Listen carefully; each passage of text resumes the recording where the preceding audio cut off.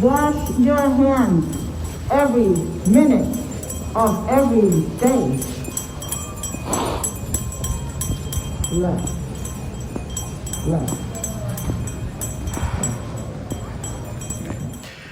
So what did you think of that piece? Yeah, I liked it a lot. It was like a performance piece, right? Yeah. So it was a protest, but it looked like it was, an art protest. And it reminds me of other things I've seen in the past. Oh, sure. That were protesting whatever, but or were not necessarily a specific protest, but they were, Right. I think as we transition further and further into more oppression and fascism, oppressionism, fascism, and oppression, we're going to see more and more demonstrations like that. There are peaceful demonstrations, artistically inclined, and of course our videos are part of that movement. Sure, I think that we could definitely be part of that.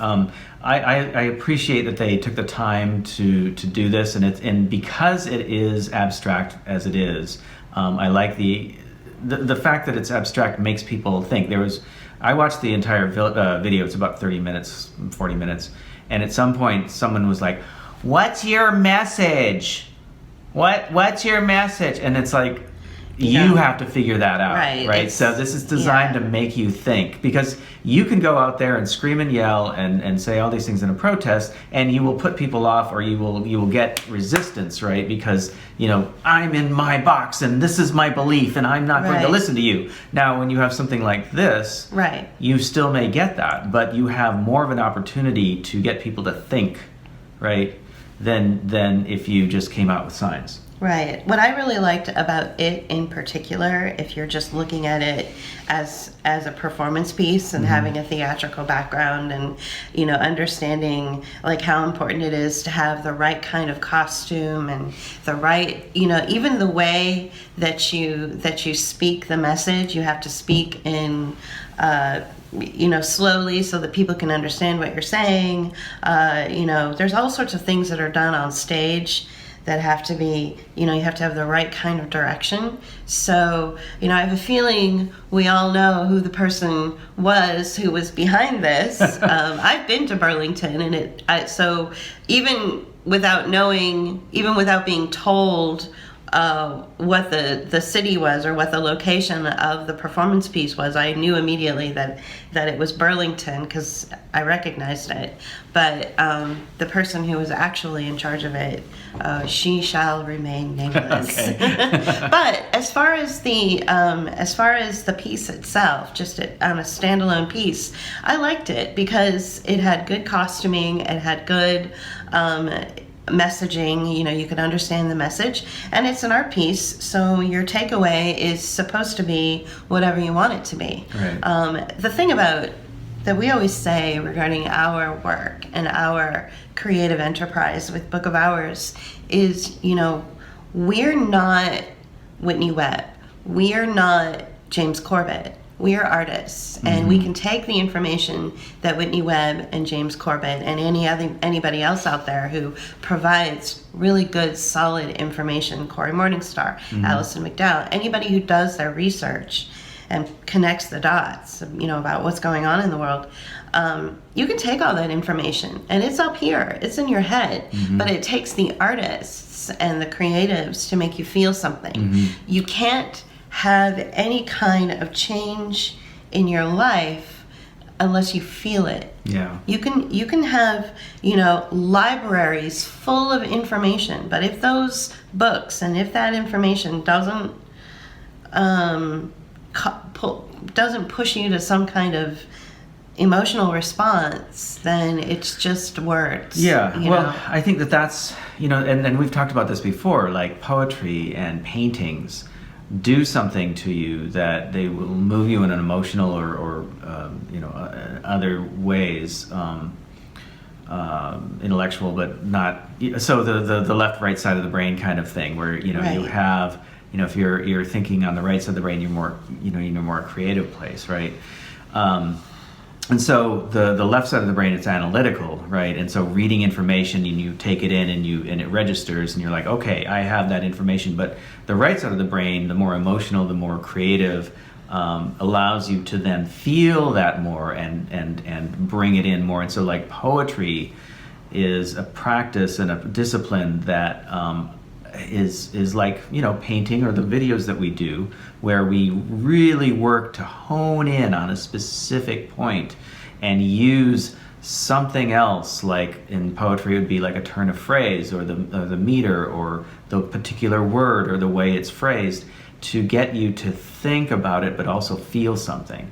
And like a painting, it would be like, you know, the palette or the brush strokes or whatever it is you're doing. In our work, you know, what we try to do is take those ideas of poetry and painting, the texture and the color and the composition, but then also the way that we, you know, the writing, you know, and when we do our scripts and then our voiceovers, you know, and it all comes through in an amalgamation. That's what I love about this medium, because you know, you come from a background of poetry and writing, and I have theater you know too, expository writing and theater, right? I'm not as much of a poet, but I have a background in painting and other types of art forms, and so it brings our work together and creates this new thing that really you know speaks to people, and that's what I love about it. And that's, I guess, my whole point is this long thing, I'm sorry, is that, you know, art has a place, especially now, more than ever, in informing us and helping us come to a new place and thinking around this whole national emergency and this new age that we're now finding ourselves in. Yeah, I would hope that our messaging and our you know, artwork, and I often say too, you know, admittedly that, you know, we, like Colin Ward, who is an anarchist that we lift up, he's from the UK, we break propaganda with propaganda, you know, so all art is in some way political, all art is in some way propaganda, but it's your takeaway that really matters. And just to, you know, to close out this introduction to our, you know, weekly podcast. This is Book of Hours. We do a weekly podcast on our channel. Just to close this, you know, first segment of it out, just to say, I really hope that you feel inspired to do something when you watch our videos, when you watch our creative video essays. I really hope that it inspires you to do more than just get behind your computer screen and bitch all day. I understand that people are frustrated, but JP and I have taken it beyond the computer screens. We've had meetings at our home.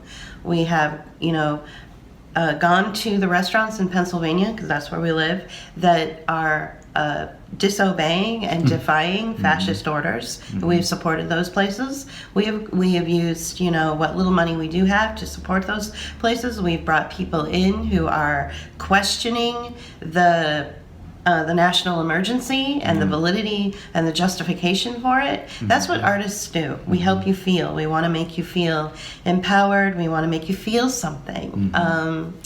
So, and one of the things that, you know, comes out of the feeling of all of this, you know, the feeling that we're all getting, some of us are slower to come around to this concept as others, but it's class war. That is class war.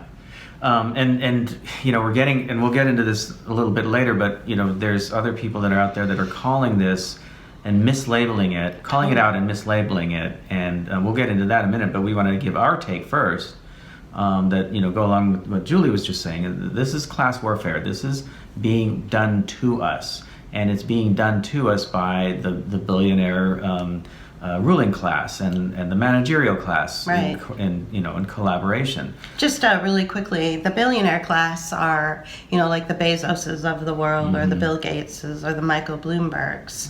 The managerial class are the ones that implement all of the policies and the practices and the investments. So they're working, you know, the people that load the apps up on your phone, that create the apps, those are the managerial class. So there'll be people who work in corporations, you know, whether they're management or not, Right. They're part of this. They're part of that class. Of people. They have education, and they work in offices, and they and I know these people personally because I used to work in offices too, right? And also, the managerial class are the managers of like the stores that are kicking you out based on an unjustifiable national emergency, kicking you out because you won't dress a certain way or because you won't allow them to impart a medical intervention on you, which is a human rights violation. So they're kicking you out of the grocery stores or the shops or wherever it is you want to go. So they're the managerial class. They are implementing the force. They're sort of policing the agenda. They're the police for the billionaire class. They're the ones that are telling you to be nice. And and we'll get into the language in a bit too. But first, we want to kind of present a couple of examples. Now, a lot of the managerial class are now working at home and feeling very comfortable and happy. They're fine with this, right? Oh, I get to work from home. I don't have to go to the office, and I'm still making money. And somebody was telling us on Facebook.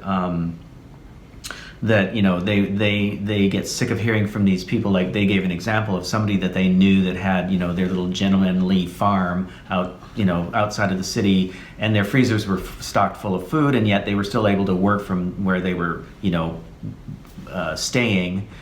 And so here they have their second property, and they're just fine, and they're growing their food like what we do, but they're very smug about it, and they're approaching it from a I got mine point of view. Right. And that's the problem. That's one of the biggest problems. Right. Or like the people we know in San Francisco who are like the biggest issue they have is, like when can they take their European trip? You know what I'm saying? It's like, oh, this national emergency has made it so that I can't go into my, my $1 billion renovated office in downtown San Francisco anymore. I have to stay in my multi-million-dollar Victorian home to work, to continue to create the systems that are going to oppress society.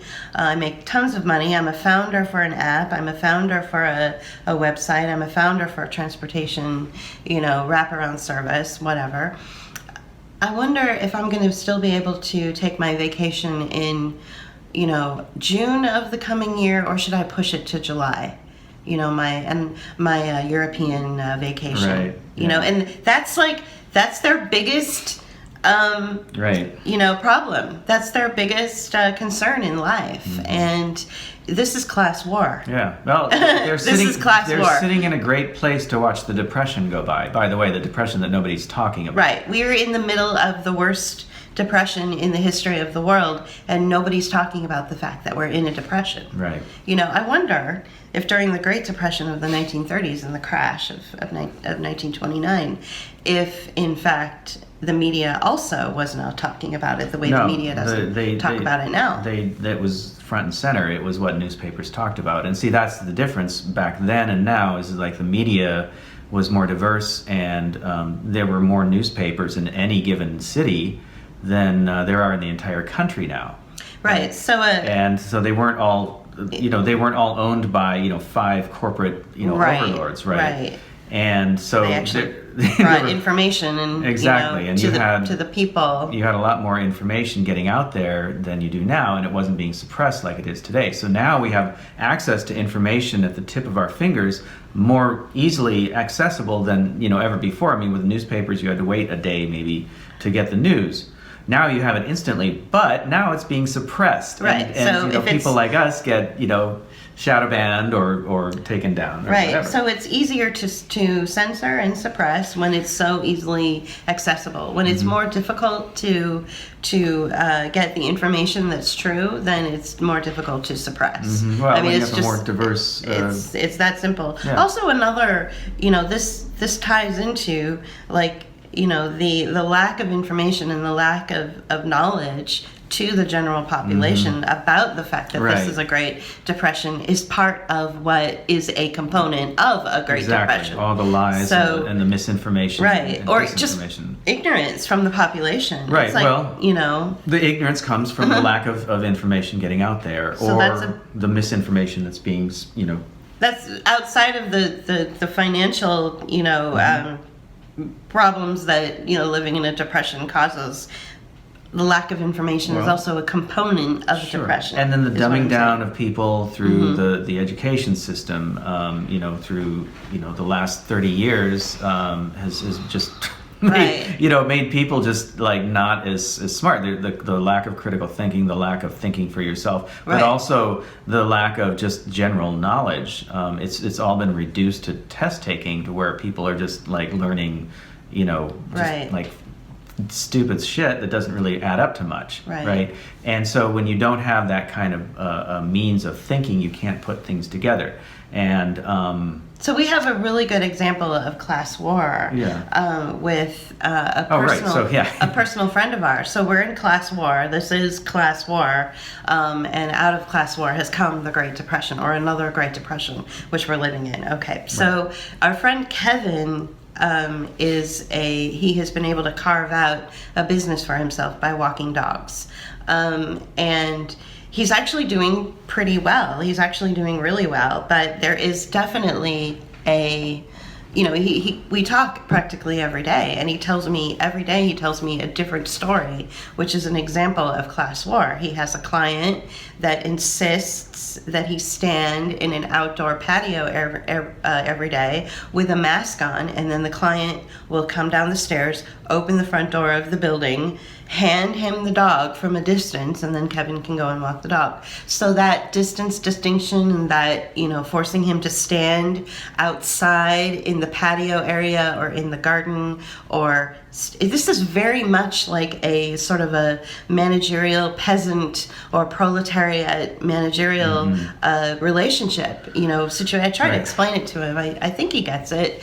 Another example with him is the fact that, a couple who live in a condominium, or, some sort of home, and this is in the city of Chicago. This isn't like in the suburbs. This is literally, Kevin can walk out his front door, get on the L, go to the neighborhood, pick up the dog. Like, he doesn't need a vehicle for any of this. So he goes to their condo or their apartment or whatever. So he goes to their their apartment and to do a run through, because he's going to be staying there for a few days to watch the dog while they're out of town. And so they want to show him how to work the coffee, how to work the TV. He's going to be house sitting, dog sitting. So, but they say to him, make sure that you wear a mask when you come over, when we show you the ropes for the house. And, there's so much hypocrisy in this class war and in this managerial class, talking down to the proletariat class or the working class or the labor class.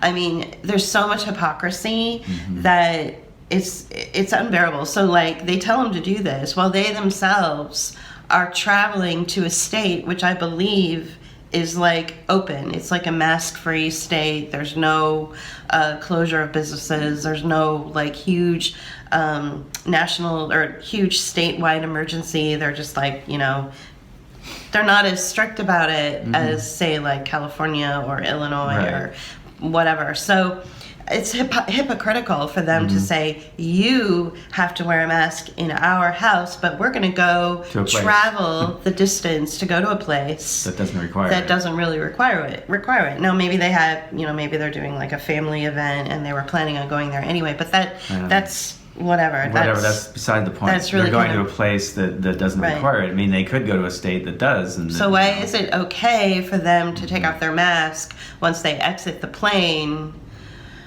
So there's just all this hypocrisy and this, defiance of logic and defiance. The thing that struck me when you were telling that story is that I get this image of like just the degrading sort of situation where it's like, or a friend is standing out in this open area, and he has to have the muzzle on, and he's waiting for for the thing that he's supposed to be doing. He has to wait for them to hand it to them, as if it's like, okay, now we are telling you now you can do your job. Okay, it used to be that he would just let himself in and take care of the service, right? He would provide a service, but now he's not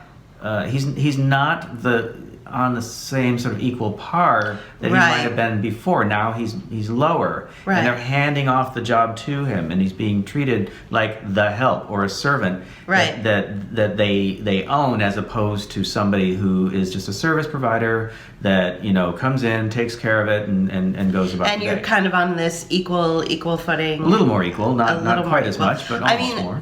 Kevin, his personality is incredibly laid back, like super laid back. I'm surprised he wasn't like born and raised in Southern California or something. He is a perfect person to take care of your dog. Yeah, he's really laid back. He's not confrontational at all. But I feel like, because he's like, one of my best friends, if not my best friend, I feel like he's being taken advantage of, and he's being lorded over and treated poorly and going through humiliation. It's another friend of ours in San Francisco was calling me regularly saying, the one thing that is driving me to hurt myself and driving me to despair is these humiliation tactics. Everything about my life now is me feeling humiliated. Right. And that's just appalling, and well, can I interrupt a second? We discovered an image. Somebody was talking about this, like the treatment of prisoners, especially in Guantanamo Bay, where they were being treated the same way that we're now being treated. Being exactly the same. They had to wear masks, and we have an image that we can probably show. Where they had to wear masks, and they had to do these things and stay in place. And the mental and the way they were treated, did the very same things that we're now hearing from people, complaining about their mental state. Firsthand, people that we know have family members who've taken their lives. Right. People that are close to us, people that we know are calling us up on the phone and saying it is the driving push into always making me feel humiliated that is causing me to despair. Or friends calling me up saying, can you believe my client now wants me to, stand in a certain specific area, like in my patio, and then what's next? Is he going to have to get on his knees and beg for alms to walk the dog? I mean, this is getting to be out of hand, these humiliation tactics and these, so the managerial class, if given an opportunity to humiliate and push down a society, they will take it immediately. That's human nature. For some reason, when you're given a position of power over another person, and we discovered this through the Stanford prison experiment with your good friend from San Francisco, Lombardi, I think, right? Philip Lombardo, something like that. Anyway, I swam at the YMCA, and he came into the pool area often when I was there. And so what we discovered with the Stanford prison experiment is that if given an opportunity to have, authority over another human being, that person who's been given that opportunity to be the authoritarian will push it to the limit, and they will become complete fascist. And you don't want to do that, and I would implore my friend who is, working to make a living and walking the managerial classes dogs and taking care of them, I would encourage him to stand up for himself and to start, making more of Zimbardo, that's his name, Philip Zimbardo. To start making more of an assertion. It's like it's like when they come to you and say, I need you to do this, then you need to come back with something else. You need to have a sparring You need to have a sparring conversation. Don't just go, oh, okay, I'm your servant and I shall obey. You say, well, you need me to do this. I understand. I appreciate where you're coming from. You need me to do this, but I need you to do this for me. Start taking ownership of yourself, autonomy, sovereignty of your work, of your language, of your life. That's why, so many people who just really want to go to this low-hanging fruit, kind of dullard response about the whole thing being like a communist takeover. I push back really hard because I'm not going to capitulate to nonsense. I'm not going to capitulate to gibberish. Right. I'm just not going to do it. Well, the other thing that we've been finding, and I'm going to go back to what we were talking about before with the lack of education and just like the lack of understanding in this situation. I overheard a conversation earlier today between coworkers, and they were talking about. Oh my God! I know. This part is just like. This part will kill you. Wow. Okay, so the conversation kind of started out with like the fact that Amazon opened nearby in the last 2 years. They opened like right before we moved here. In the Pittsburgh area, and they make deliveries everywhere, and that they're hiring drivers at a good rate, and they said, well, it's a good thing that happened, because now we have this service, and we have jobs available for people who need them, and that Bezos, he's the richest man in the world, and man, he just stepped into a gold mine with this one, implying that the whole COVID lockdowns and the fact that people need to have things delivered to their home or are choosing to do that, it was accidental. That he just happened to be on the spot. Gee. He just happened to be there at the right time, in the right place, and right. And if you guys follow us and where we stand with this whole thing, you know that this is not the case. That he is part of the plan that created the whole system that allowed him to step in along with other billionaires to make so much money that there was a report out recently that the billionaires with the profits from what they made, they're trillionaires now. They could give everybody in the United States a $3,000 check every month. For the rest of your life. For the rest? Oh, really? Is that? And they would never. I thought it was just for this year. Feel the sting of it. They would never feel the sting of that money. So just on the side note, today is December 21st, 2020, and apparently Congress has made it official. You get a one-time payment of $600. Mm-hmm. While don't spend it all in one place. While people like Bezos and a bunch of others are now trillionaires, right, based on something that they are doing. Just for anybody out there who's unclear about this, Jeff Bezos, Mark Zuckerberg, and Bill Gates did not get their start in a Silicon Valley garage. Right. Okay. They came out of defense programs. They have been, created. They are created individuals to manufactured to push through surveillance, to push through slavery, to push through military agendas. And they all have government. They all have government backgrounds or connections with government, agencies. Bill Gates. Yeah. And okay. So can we stop? And this whole lifting up of like, oh well, Bill Gates went to Harvard, but he dropped out of school to like start his plucky little software business. And or same like thing with Zuckerberg dropped out of Harvard. Harvard to start Fashbook. I mean, seriously, like it was a defense program that suddenly went away the day Facebook went public. Right. Come on. Yeah. I mean, this is a defense program. So this is all military, and this is all, when you've got, economic cudgeling of a society, which is, the breaking apart of good infrastructure that keeps a society democratic and keeps it going and keeps it economy relevant. When you've got that punched out along with military operations, they're working together now. That's what we're trying to say. So no idiot who fixes the buses at JP's minimum wage job. No, he's not some guy that was selling books out of his garage and now he's a trillionaire. Right. I mean, get it together. Right. Like even I'm really tired Yeah. of the stupidity. There's so much stupidity. Yeah. I'm even seeing it in like sort of like a woke contingent where it's splintering off, and I'm like, these people are supposed to be fully aware of what's going on, and yet they're talking complete gibberish. Is the depression getting to you? Is the lack of interaction with actual people getting to you? Mm-hmm. You I know, think that maybe might get out of your computer screen and right. I think maybe that go might walk be around. part of it as well. You know, Yeah. the lack of interaction. I've been noticing that my vocabulary in the last year has really taken a dive. Wow, that's scary because you're I very, know.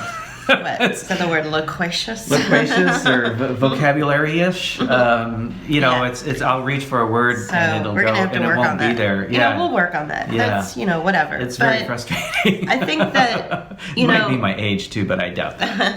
I think that with all of this comes, this great drive to push us into, wrong think and to push us into doing things that harm ourselves or to, have these thoughts that are based in nothing but magical thinking and fantasy, which is like, wow, Jeff Bezos is, really doing well because of this terrible thing. Maybe I can do well too Yeah. because of a terrible thing. Like, come on, Yeah. So all of this wrong thing, Well, and the just follow-up comment, immature, like Right. childish reaction to this thing is the follow-up statement to the Bezos thing was like, well, if you know how to make one of them apps, the things you put on your phone. Oh, make an app and you'll be fine. You'll be fine, and it's Well. like, well, that's the thing. It's like the apps and the Okay, so the app, dude, the app that you're wishing that you had the talent to make is the reason you're only making minimum wage. Well, not okay. Yeah. I want to step away from that for a second because it's the apps are also the problem. They are the surveillance tool They to keep keep you track poor. of you, right? Right. And these things are coming out of they're being funded and By the and government. created by government agencies from military and intelligence. NGOs, military, yeah. and intelligence sort of platforms and funding. And the reason that they exist in the first place is because of the very reason that they want to keep track of you, right? So it's this idea that all this stuff is accidental and it's coincidental and that it's like I just struck it rich Accident. by starting my little app. And Golly it's gee. like, that's such bullshit, I and there's know. nothing further from the truth. They did not start in their apartment in San Francisco with their little fucking app, Oh, God. and or in a garage in Silicon Valley or Right. in Washington State. The best way to get people, though, to continue this, childish way of thinking and this infantile reaction to, this very... It's somewhat sophisticated, but it's actually not sophisticated. But let's just go ahead and say it's sophisticated. This sophisticated attack on our sovereignty and a sophisticated attack on our way of life. Mm-hmm. The best way to get people to not engage their brain and to not and to maintain this kind of infantile reaction to it is to use influencers to to get out there with their big smiles and roll up their sleeve and take the vaccine and wear multiple masks on their face. Yeah, and if it wasn't like these plucky individuals started their business from nothing when they really were like well funded or they had rich families, now they're coming at us with like, oh, we're taking the vaccine and we're rolling up our sleeves and so, it's science. And it's science. So we're going to show an image here. This is a tweet that Nancy Pelosi put out, and she's getting the jab, of like fake content. Whether there's even a needle in that or not, we don't know. But the text says, what is it? She says, right. Language. I don't have the right glasses on to read this. Language around maintaining masking and social distancing, science-based steps to save lives, etc., etc. Right. So. There's no scientific basis it's scientism in right. social distancing, and there's no scientific basis in wearing a mask. But, getting away from that, what I'm pointing out is they are now But using... she's saying that it I know, is. but what I'm saying is this is language that is specific, and it's specifically using these words in the same, in the right context, right? So, I'm getting a vaccine, but that doesn't mean you can't stop wearing your mask and socially distancing. And this is all based on science. And so we're getting this language pushed at us because it's going to continue on, and they're going to continue with these narratives to get into another place. We are now at a transition between the change from terrorism to fear, right, of the viruses or multiple viruses, because we're going to go from viruses to like the Green New Deal. The Green New Deal, or like global warming is going to be coming back at us at the same time. It never ends, guys. It never ends. The virus thing is never going to end, because you pointed out something earlier today. What was it called? It was like the viral. Right. It's the new Neil Ferguson. He's back. I did literally like a 3-sentence blog post about it. Of course, right. No one pays attention to me, but wait. You'll regret. Stop. Give the name of the group that I'm he's part looking of. it up Okay, right now. okay. Relax. Okay. Well, okay. It's called the New and Emerging Respiratory Virus Threats Advisory Group. Right. So we're looking at an age where we're going to have multiple, well, that's the same thing, future viruses coming at us. So instead of terrorists, now we're going to have viruses coming at us. And it's easier to make up viruses than it is terrorists, right? Because, you don't have to show footage of somebody getting their head cut off by, some terrorist group. Now it's just a virus that you can just say, oh my God, there's a virus and people are dying. I hope that YouTube or Facebook don't take that down because you said that term. Oh, well, I can... This is bullshit. I know, the censorship is amazing. Just a really quick plug in the whole censorship thing. We've lost access to our YouTube channel for 2 weeks. So you can still subscribe. There's plenty of videos for you to watch on there. So we've created a backup channel. And we'll put the link to the backup channel when we do the live cast of this on social media. So please subscribe to the backup channel. We also have other channels too, other platforms that we're throwing our work on, so that if people ever want to access it and share it around and watch it while you're, opening your Christmas presents or whatever, it's on BitChute as well. Right. We're not too worried about it. The only reason that we have the 2 strikes on our main YouTube channel is because of other people. It's not because of our work. Right. It's weird. So, we hosted or we put up 2 other. We mirrored. One was a conversation, one was a mirror, and we got strikes because of the other person's content. So it's their fault, not ours. But check this out. But we love them both dearly. So. Right, exactly. So I saw a church sign, one of these signs that's LED, so it changes, the message changes. So it's not like those old ones, like with the magnetic lettering. It was these new things. And I only saw a segment of the message, and it was something like, "Do your part to stop the spread. Wear a mask." That's what it was. Wear a mask to do your part. And that's the phrase that I want you to focus on, because this is, again, coming back to this language about making it us. We're now being the responsible ones, or we're the ones that are responsible for diseases going out there or spreading diseases. We are now vectors. We are now these dirty vector-laden or disease-laden vectors in society, and it's our responsibility to stop the spread of any virus or any disease that's out there. Okay, this is now going to transition into the whole idea of global warming. Because we're carbon-based entities, we breathe out carbon. Okay. And we are now going to be responsible for bringing down the planet. We are responsible for killing the planet. And because there's too many of us, that's going to kill the planet even faster. So, you go from there. Right. Okay, you take it from there. Figure out what that means.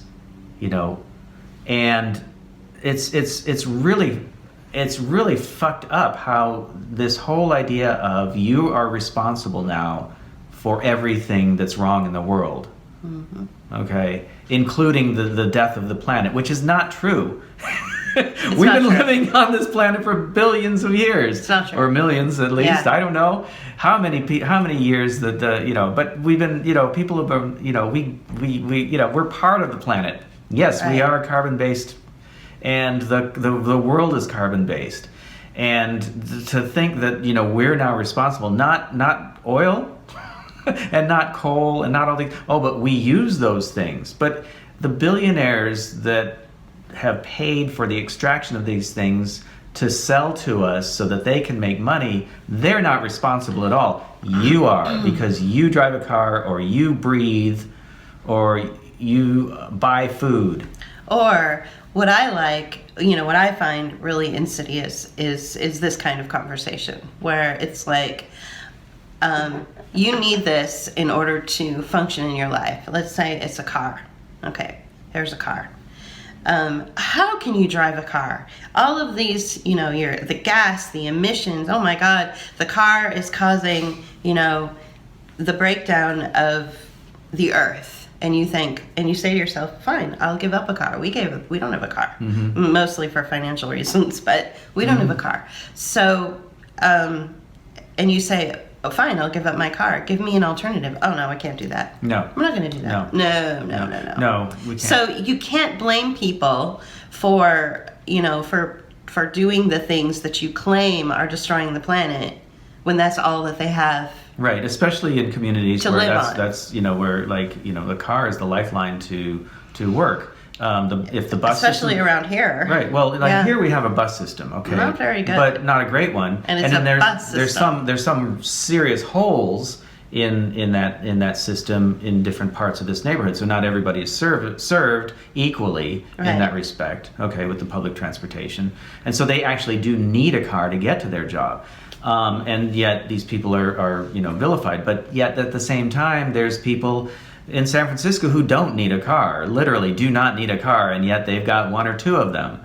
It's common. Well, it's coming back to that hypocritical thing, the managerial class again. Yeah, it's really common to see like millionaires and billionaires like riding a city bus, right, in San Francisco. Or either that, or they or they're on bikes, or they drive Teslas. Their, really expensive bikes. That's the other thing now. I'm seeing really expensive bikes. I'm seeing a lot of Teslas even around here, you know, in this area, and it's the wealthy managerial class people who are like, oh well, you know, I'm doing my part. I'm driving an electric car. Well, see, again, there's two things going on there. One is that, you know, these solutions cannot be done by individuals, okay? And I'm not saying that you should pay attention to Extinction Rebellion at all, or Greenpeace. But what I'm trying to say is those people are telling you, you have to, you know, come up with individual solutions to fix this problem, okay?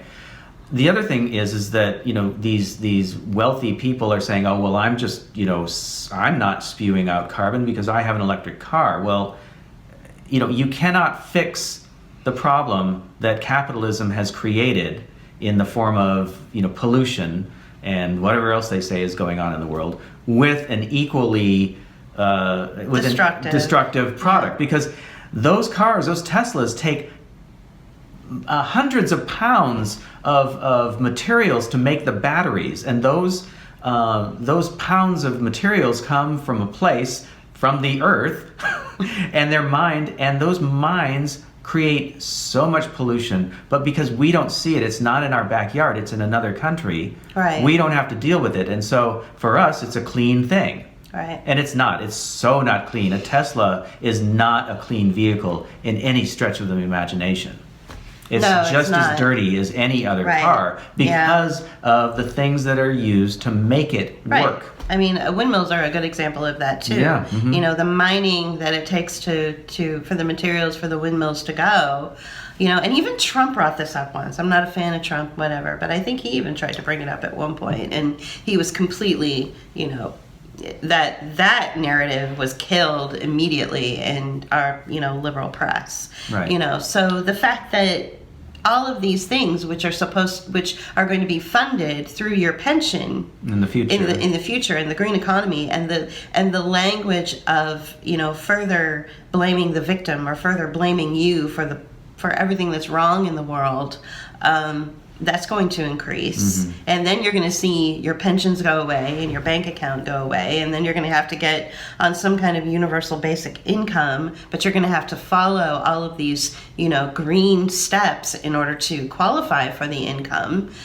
and you're going to have to wear a mask, which will deplete you of necessary oxygen, and you'll be breathing, recirculating your own bacteria, and you'll wonder why you have, a whole year of sinus infections or a whole year of lung infections. Mm-hmm. And then they'll say, oh, well, that's just another strain of the coronavirus, Right. another coronavirus, when really it's just that you're doing it to yourself because you're an order follower. Yeah. And it's not the virus, it's actual bacteria that that's sits causing on your it. mask. Right.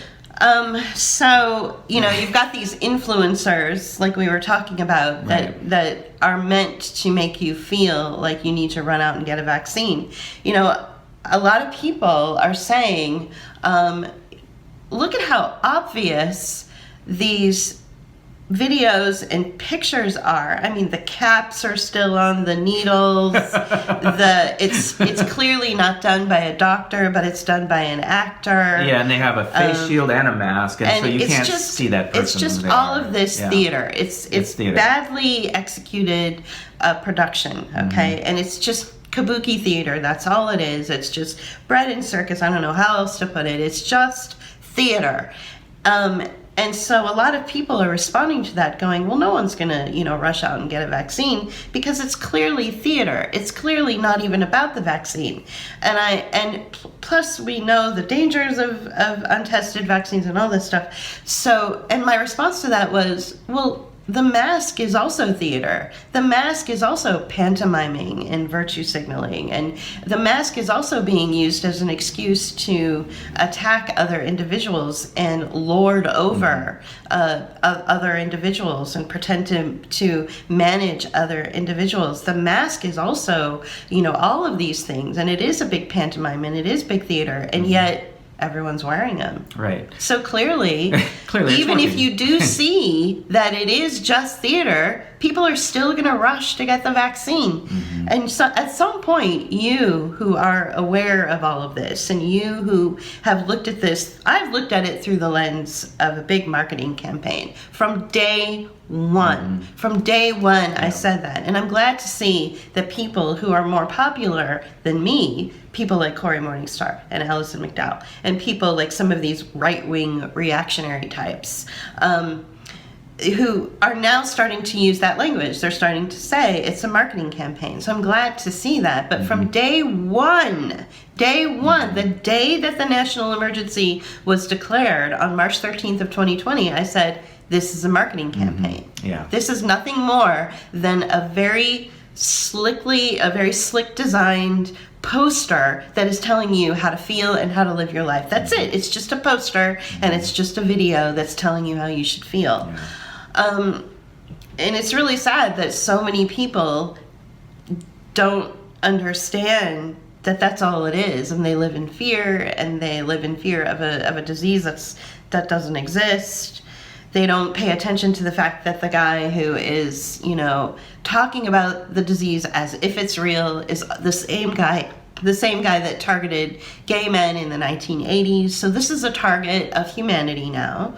This is a target to get you to kill yourself and to get you to accept either being a slave or being dead. Yeah, to accept the social engineering that's coming at you. Right? And some people are okay with that, and you, as a person who's not okay with that, have to be okay with the fact that there are some people that are okay with it. Like you have to be okay with that. Like or else you'll spin out. Yeah, and we've been hearing from people, when they're telling us that they're like, I know what's going on. It's just I still feel horrible because, because people aren't understanding it, because it's relentless, because things have changed so radically, and I can't cope with this. And I understand. We both understand because we've been on this trajectory for a long time, and so.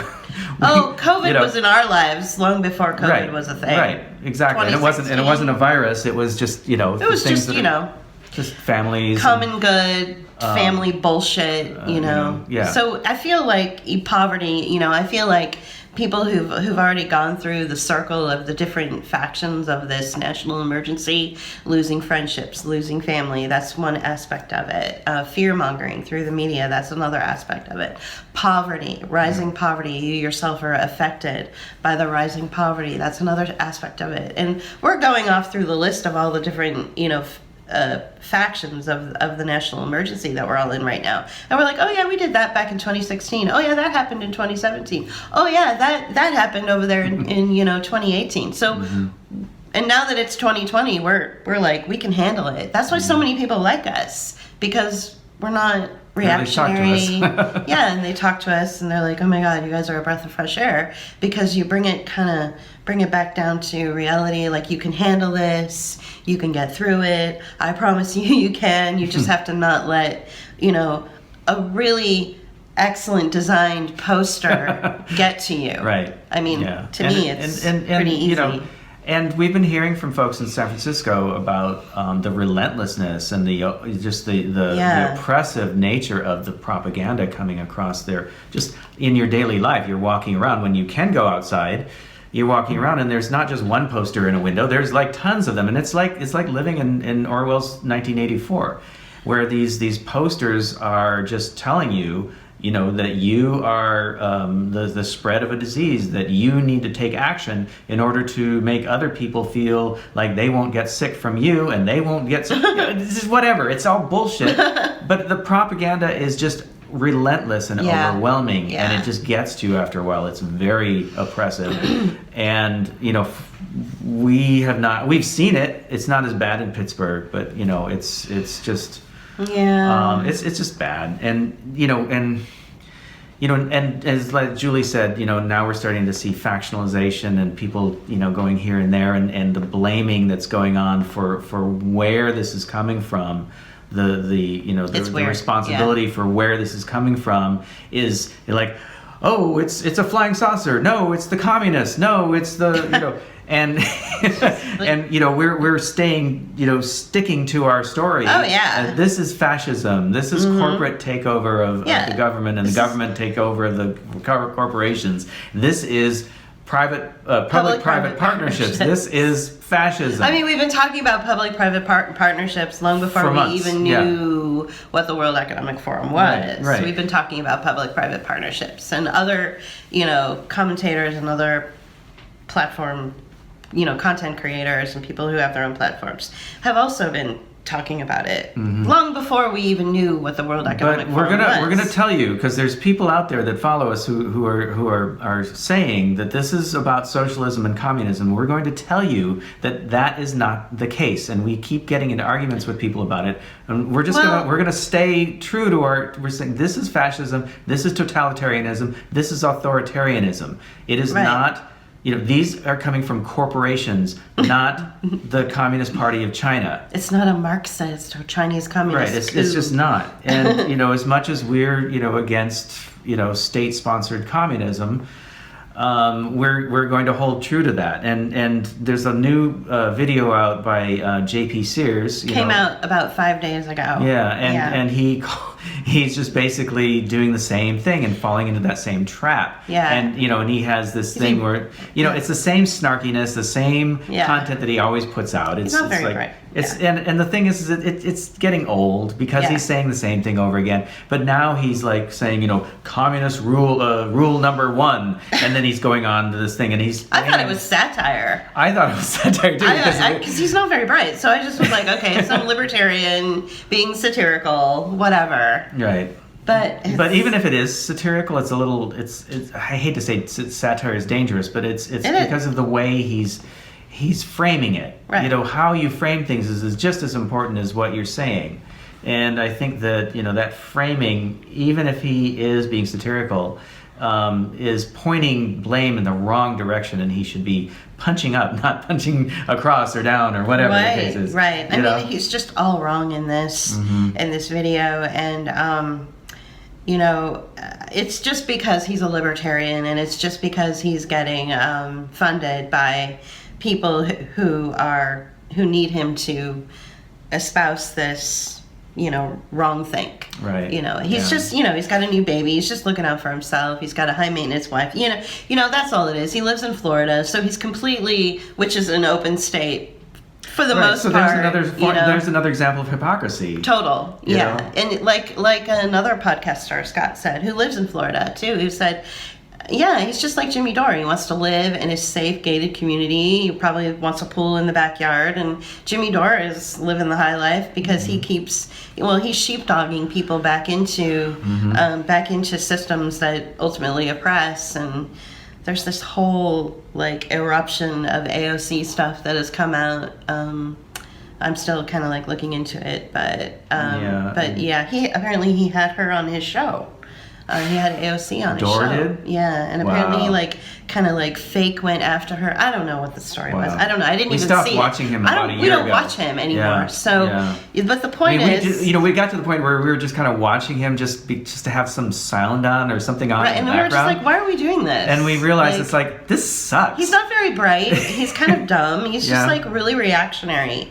He's like the Alex Jones for liberals, I guess. I don't know. For the progressive liberals. Yeah, he's really dumb. Yeah. I don't really I mean, whatever. And he's just all about living in his, private, well-funded, gated community, which we discovered long before COVID. We figured that out about him. We're we would watch a show of his and we would be like, how come he's getting $2,500 in a tip on a live cat? Where is this money coming from?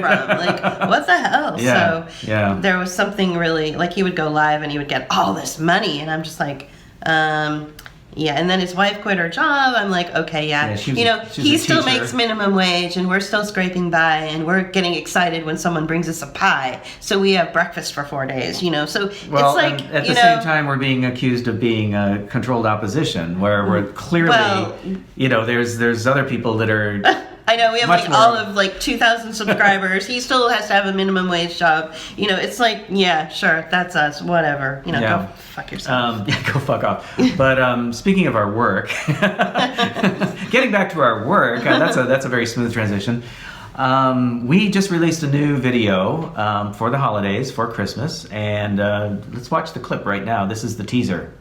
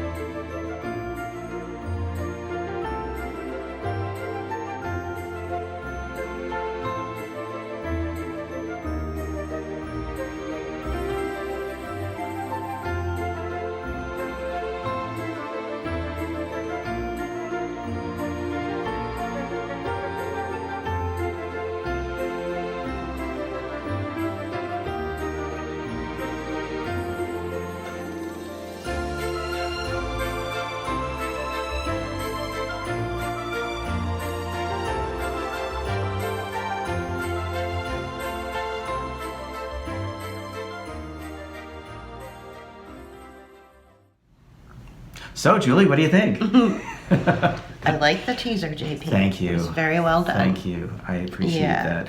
But this was a fun project. I had made a video before that you can still find on YouTube covering the same content, but this time we did it in our essay style, our video essay style.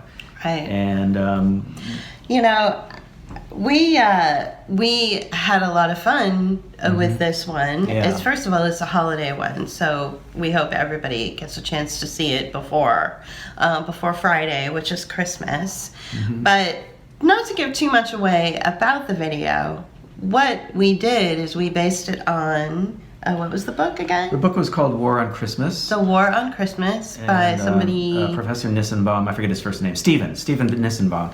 So what he talks about is, that the idea of Christmas, which is that, the family gathers around the Christmas tree and opens presents, that's a fairly modern concept. It's only about 190 years old. Right. And really what Christmas used to be, even here in the United States, and of course it originated in Europe, but even in the United States, this tradition, this real Christmas tradition and what Christmas thousands of years really represented, came to the United States. And it was a month-long debaucherous celebration of the end of the harvest. It was called Misrule. Something like Misrule. Misrule was the activity. Like it was called wassailing. It was called wassailing. A number of other things. Right. Yeah. But Misrule took place. That's why you'll always hear me all over, around the holidays every year, all over social media. I'm always like, #bring back Misrule, because what it is when the working class, the labor class, the people who worked the farms and the people who cleaned the houses and repaired the whatever. The peasant class. The peasant class, the proletariat class, the labor class, would, for a whole month, they would just party in the street, and they would demand food and gifts and maybe money from their employers and from the managerial class and from the elite class.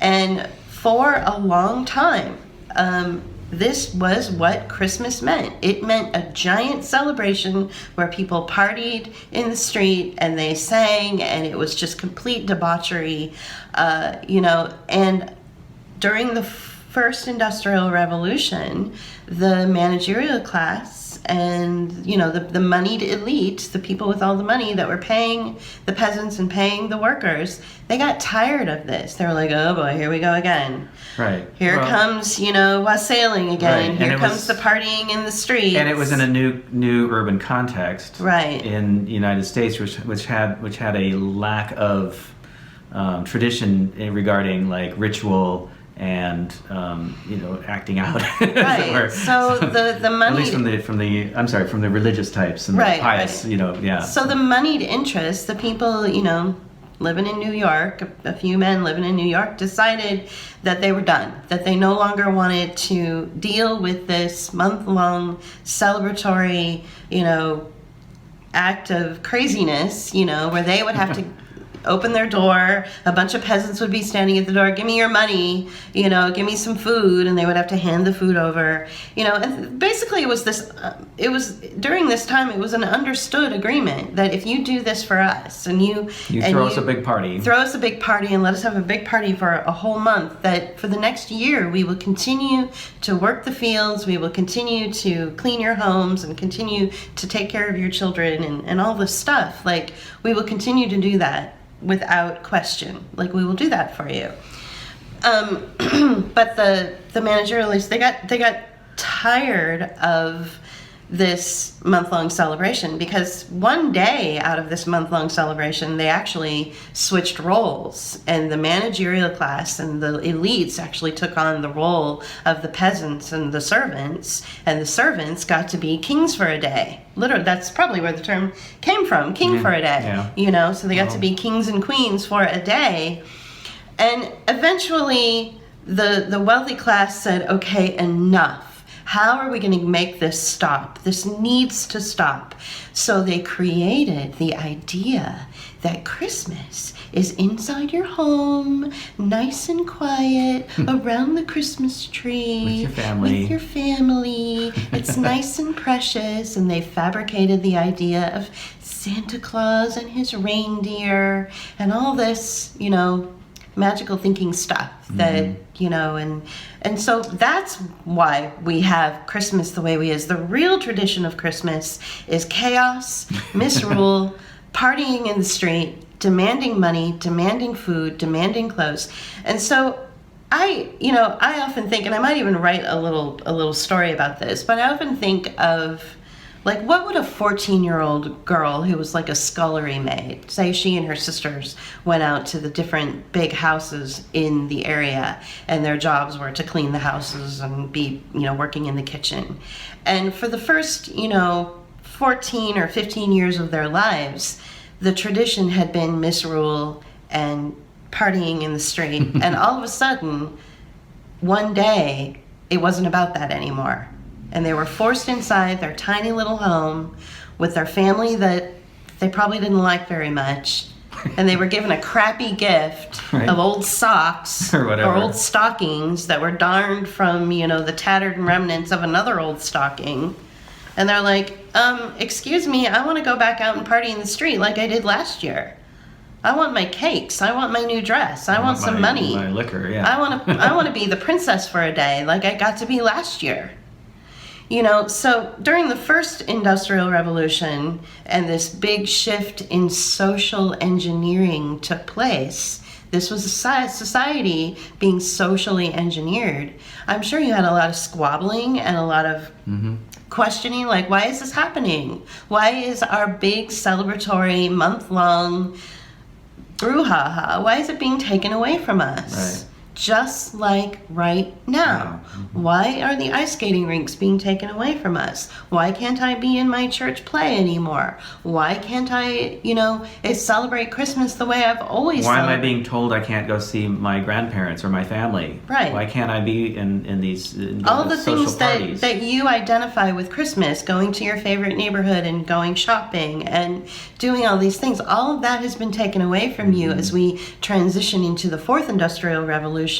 In the same way, the meaning of Christmas, the true meaning of Christmas, which was about a big, giant party and misrule and just complete debauchery, children having fun, running up and down the streets, grabbing whatever they wanted. Like this transitioned into a quiet, simple little, around the Christmas tree singing Christmas carols, So, yeah.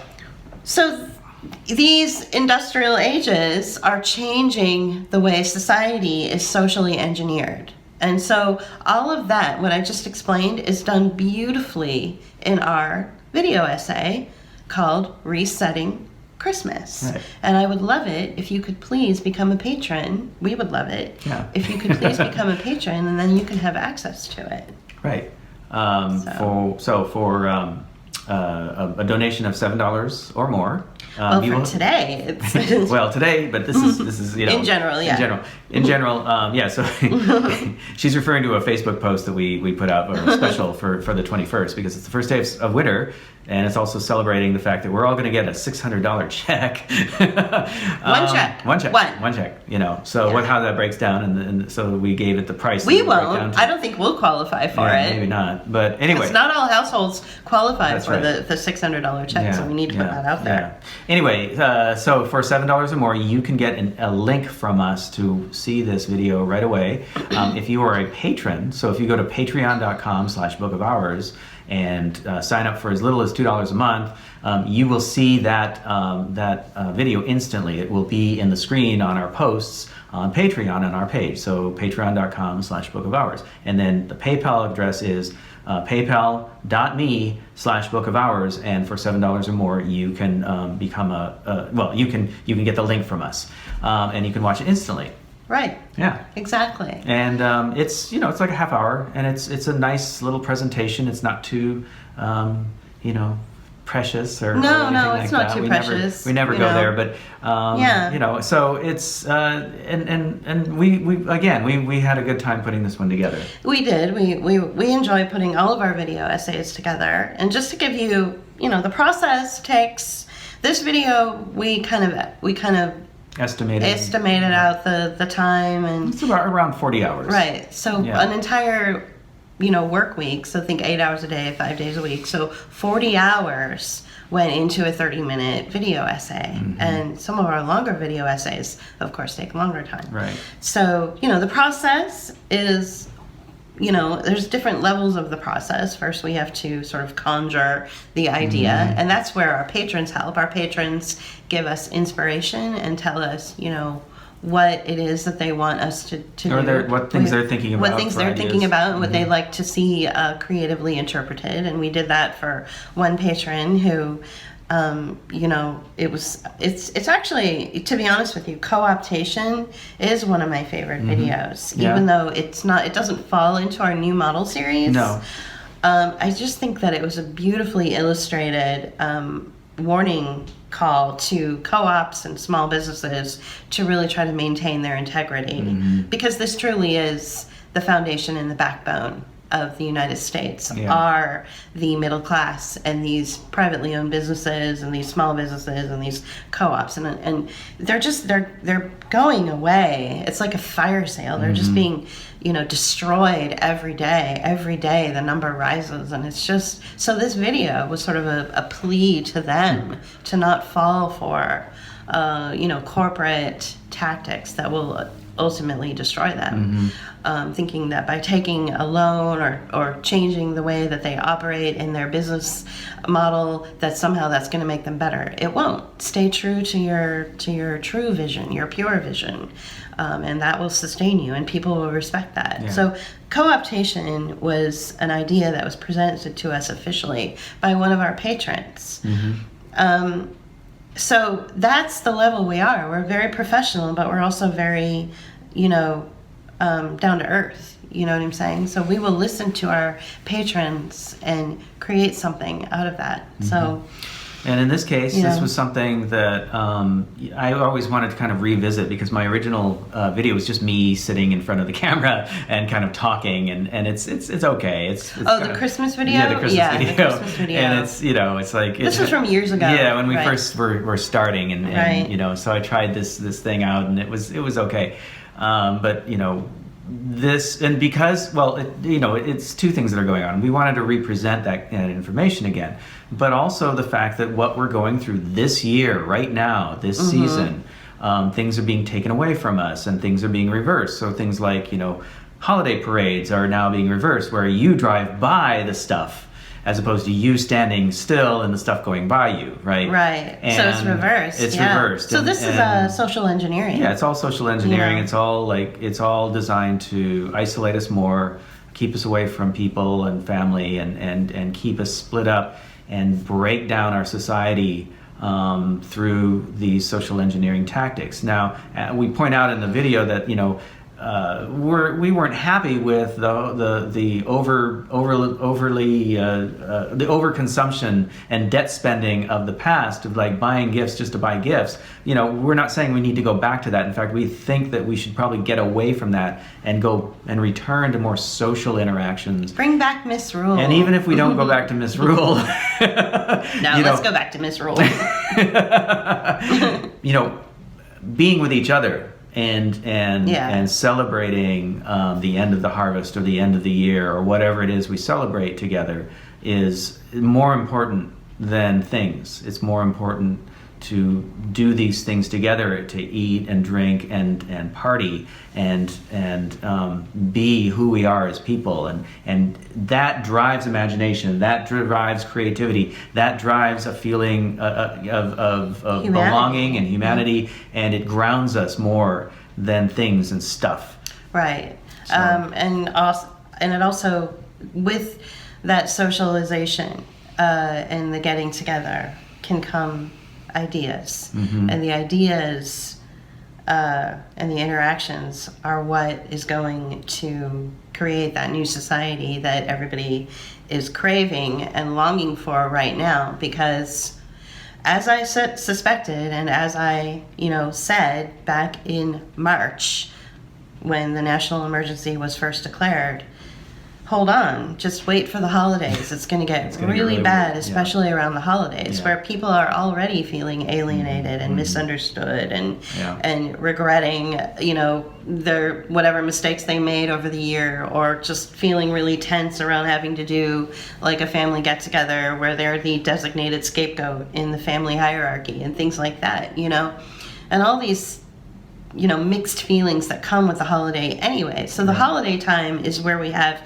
anyway, with or without COVID, is where we have like spikes in suicide and drug addiction. The holidays really are a tremendously pressurized time of year for people. So now it's made even worse. There's this great divide between father and son, where father says, put on a mask, and son says, but look at the research that shows that that's actually dangerous to your health. And or mother says, look, haven't you looked at the World Economic Forum's website? And her sister says, I'm following Fauci. I'm following the scientism of Fauci, you know. And it's this great divide and splintering within society right now, all because of the situation we're in. And I knew that it was going to happen. And you can't expect new civilizations where you have new families and a new formation of society to come together right away. Yeah. It's going to take years to build that, you know. And for us personally, we're finding it incredibly challenging, even with people who understand what's going on and, you know, have an outlook that's similar to ours. They're still getting it wrong. And we can't continue to be around those people because it's becoming a liability to us. We can't continue to interact with those people because it's a liability to us. We've already disassociated back years and years ago. We disassociated with people who are blood related to us because it was a liability to us. To our persons, to our spirit, to our... To everything. About it's a liability to be around people who don't respect you. And we're not looking for love and adoration. We're looking for respect. We're looking for respect, and we're looking to make sure that our video essays make you feel something. Make you feel something.